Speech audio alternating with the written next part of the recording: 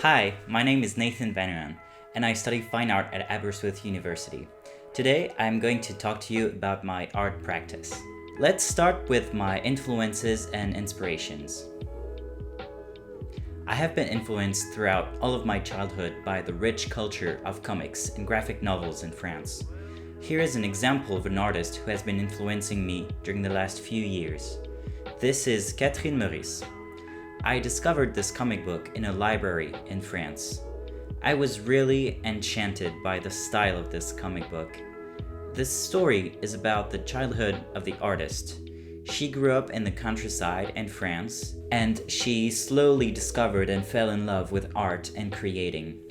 I believe that her style mixes a sort of caricature style for the characters and a more realistic style for the backgrounds.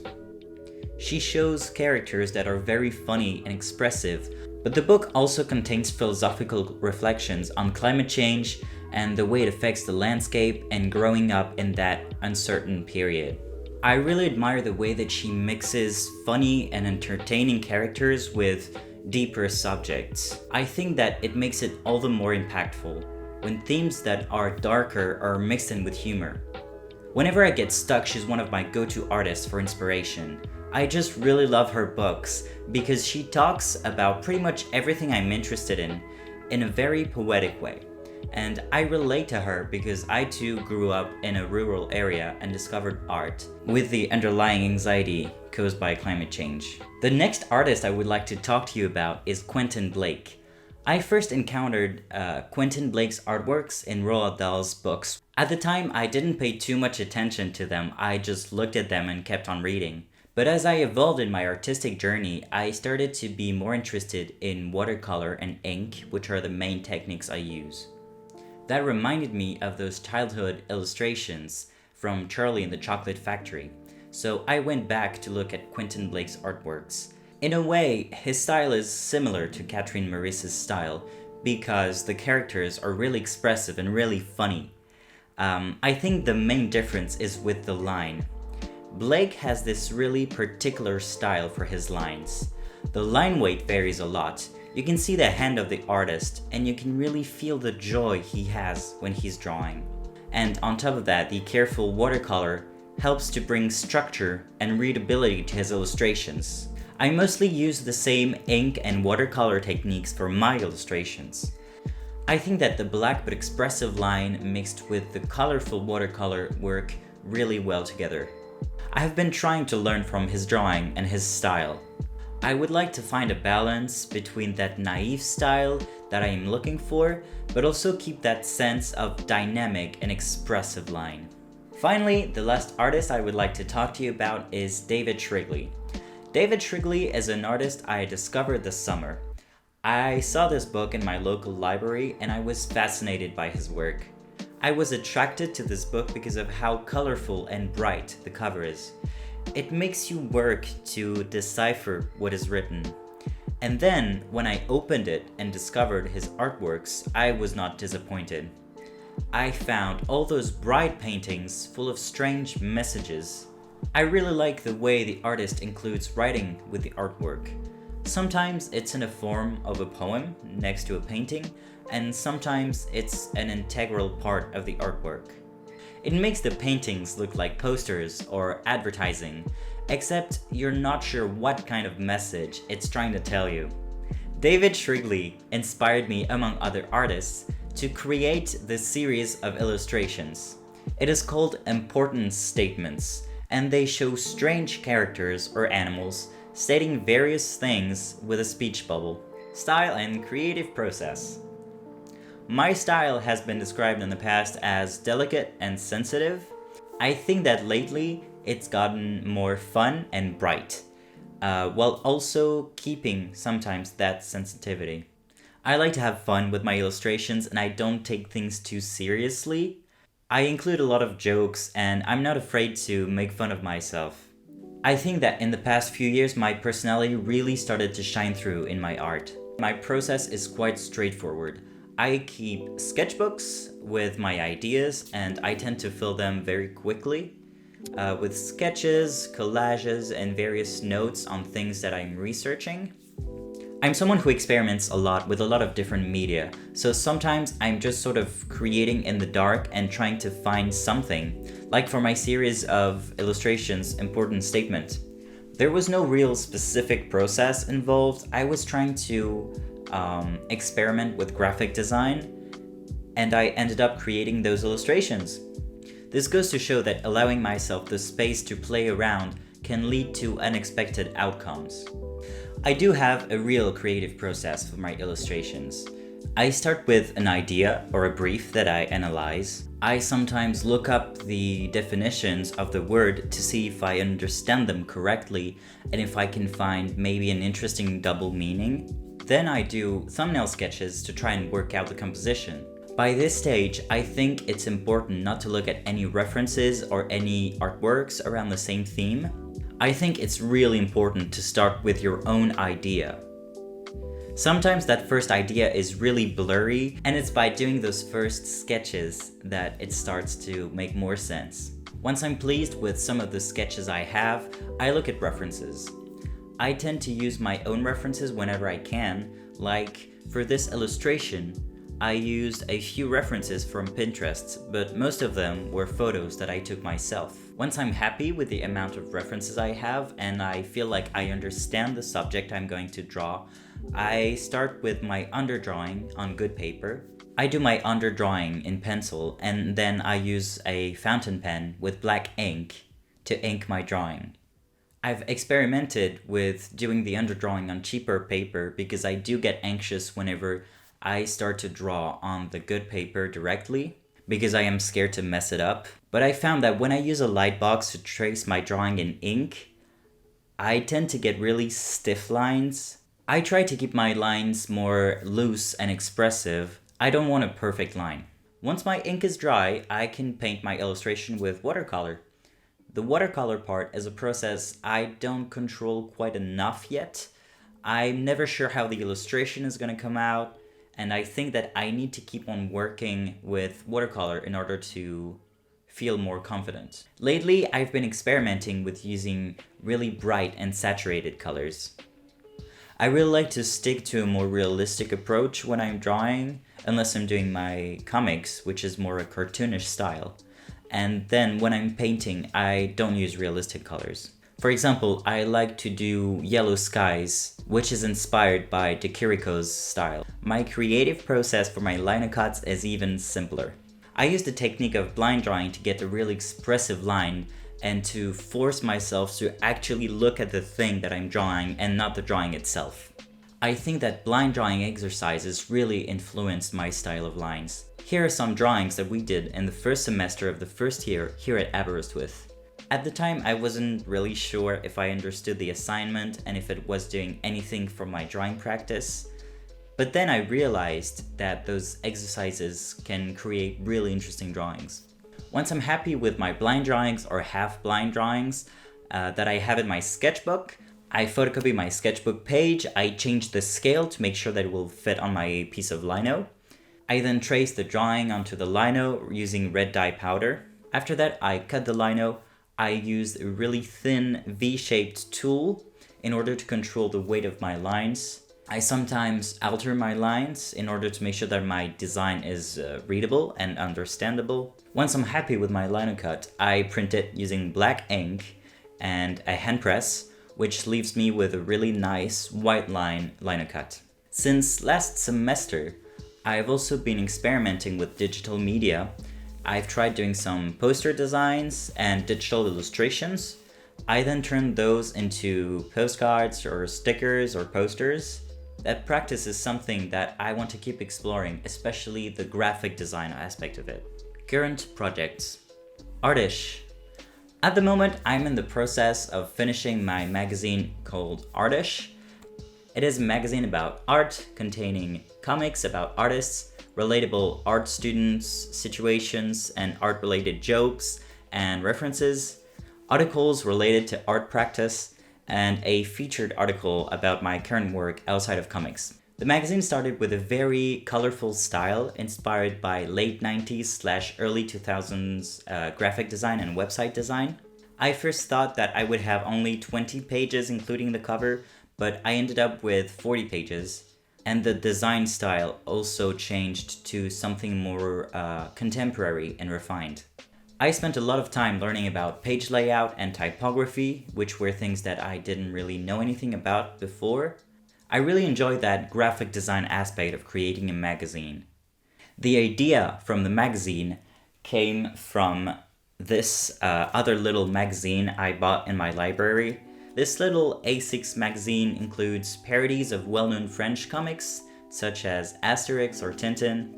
I wanted to combine this funny take on comics with art history because I was thinking that when I showed this magazine at the end of the year for my exhibition, my audience would mostly be fellow art students, artists, and teachers. For this style, I developed a bright color palette in second year when I was learning screen printing with crayons. I really wanted to lean into the cartoon and comic influences with that loose line style that comes naturally to me. I chose to do a magazine because it's a very convenient way to include a lot of loosely related ideas and projects, and I do have the problem of jumping from one project to the next without really finishing them, and I think this was a way to reach sort of a middle ground. Pocket poetry, poésie du quotidien. My second project is called Pocket Poetry, Poésie du quotidien, which means everyday poetry. I just finished this project. It is a poetry book containing 9 liner cuts and 9 poems. The poems are taken from my notes app from my phone. The notes were written over 3 years with no intention of being published. It ranges from lists to anxious rants, small poems, or simply observations. I started with the idea that I would use letterpress for all the poems, but that was taking too long, so I decided to use some of the letterpress work that I did, like the title page for the book, but most of the poems ended up being typed on my computer using a letterpress font. The poems themselves are typed with a lot of care and a lot of attention paid to the spacing of the words and the letter to create rhythm. The line cuts are white line prints with a black background. The style of this book is more formal and serious than the style of the magazine. I wanted to experiment with something that was more conceptual. The illustrations are simpler and leave more room for interpretation. This book is very personal to me because the notes I have turned into poems were not meant to be read by anyone else, and the liner cuts come from various memories and important times of my life. For example, there's a liner cut of one of the shoes that I always wear when I come do printmaking at the university. There's also a picture of my torso when I went through surgery, and a drawing of my hand holding my wisdom teeth when I got them removed. This book is quite different from the magazine because it's something that feels more vulnerable. I don't try to hide behind jokes and funny characters. Nevertheless, I think that it appears a little more cryptic because there is no explanation behind the meaning of the poems. I like that you can interpret them any way you want to. There is also the fact that it's a bilingual book. Some parts are in English and some parts are in French, and I don't translate them, there is no translation. It reflects my experience as someone who is bilingual because some parts of my life are exclusively in English and some parts are exclusively in French, and to translate them would not feel authentic to me. My evolution. In order to show you how my style evolved through the years, I wanted to show you some pages from my sketchbooks.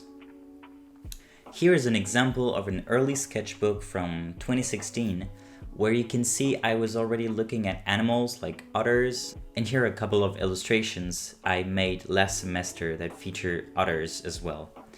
This one is where I started using a fountain pen that I've been using ever since. This is the main sketchbook from my first year, where you can see that I started using ink and watercolor together. This particular figure was the one that reminded me of Quentin Blake, which then influenced my work. You can also see that that year I started to draw raccoons, and here is a more recent illustration I have that also features a raccoon. In these examples, I keep exploring with ink and watercolor together, even though I still stick to realistic colors. This little sketchbook was quite important because that's when I started to include some writing in my illustrations, and I was also really paying attention to colors and how they interact together. Here are a few screen prints that I made last semester. This is when I started to develop my own color palette that wasn't as realistic as it previously was. It is brighter and more fun. And finally, here are some of my illustrations that I did this semester. This cat illustration is my favorite one.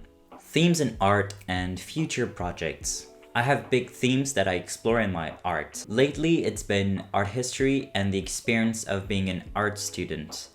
Last semester, I was really interested in mines and the industrial heritage of the north of France. I like to sort of jump from one theme to the next because I think that it keeps things interesting for me, but the common link is that it's always something that is personal to me and that I'm interested in. Something that has been an underlying theme in my work and that I want to make more obvious in the future is the climate crisis.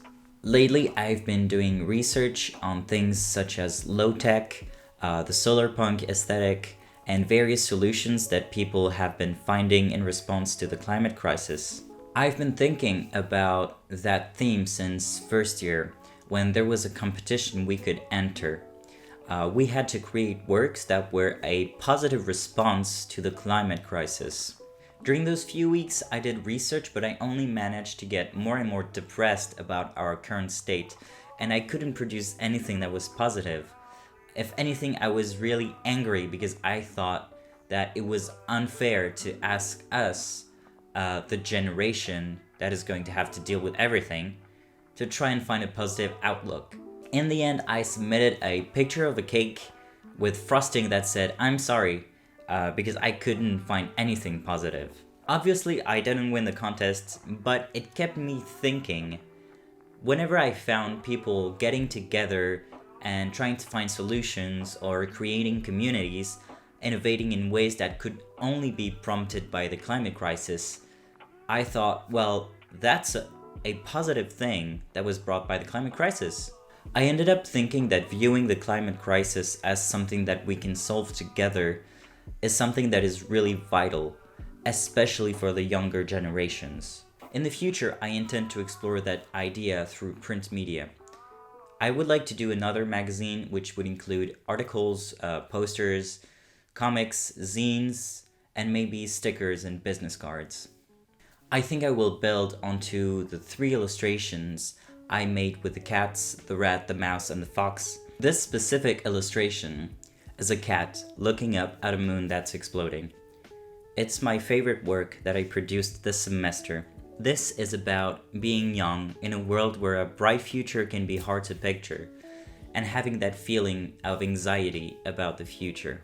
I think that the idea of eco-anxiety is something that I will explore more.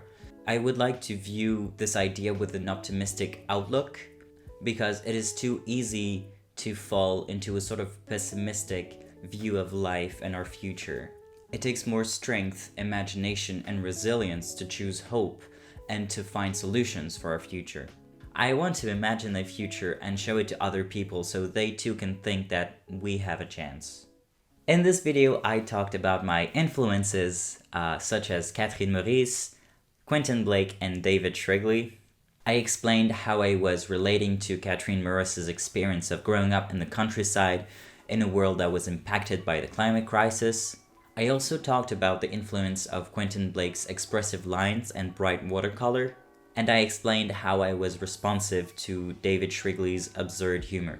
I talked about my 2 almost finished projects, Artist and Pocket Poetry. I explained that I would like to keep using the techniques I learned, such as ink and watercolor, for my future projects about climate change. I showed you how my style evolved through my sketchbooks, and I explained my creative process. I reflected on the themes underlying my illustrations, such as personal memories, eco-anxiety, and the need to find hope for a brighter future. To summarize, I think that these last few years I have developed a personal artistic vision. More importantly, I grew more confident in my art practice as I improved my technical skills.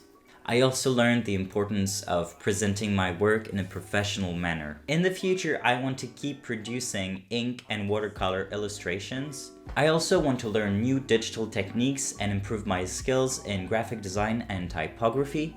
More than anything, I hope that I keep on experimenting and I keep on being curious and finding joy in creating.